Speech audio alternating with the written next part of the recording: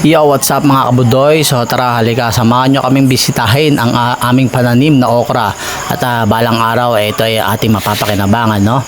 Malaking bagay din guys, kasi kung ang tirahan ninyo ay may gilid na kaprasong lupa na pwede nyo pagtaniman ng mga gulay-gulay, no?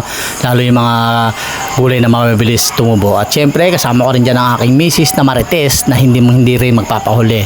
Wala namang gagawin kundi magmando lang.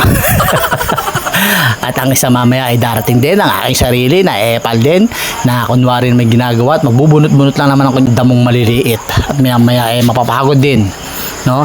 So yan guys, i-check natin ang ating mga ating pananim at baka may mga insektong namimese.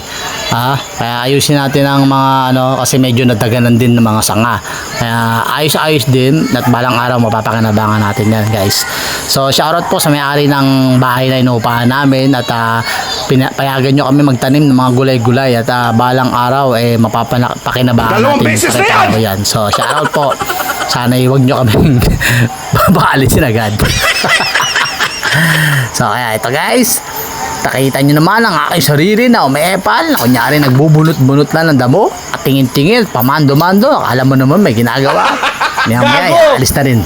At yun na nga guys, sana madagdagan pa namin ang aming pananim nang sa ganun marami tayong ma-harvest at iba-ibang gulay, no? Sa ngayon okra muna ang ating itinanim at testing muna natin kung magiging okay siya.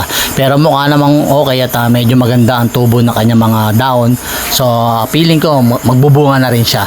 Mga ilang araw na din yan. So mga susunod na araw baka magtanim naman tayo ng ibang klase ng gulay, no? Kaya sobrang shoutout po sa may-ari ng bahay. Sana talagang payagan nyo kami na magtanim-tanim. Hanggang dito na lang guys at tinamad na at napagod na ang aking sarili kaya nagaya ng bumalik. At maraming salamat sa inyong panunood. Thank you guys at papalo na rin po ng ating page at YouTube channel Emoterong Budoy po. Kaya salamat po ng marami sa inyo.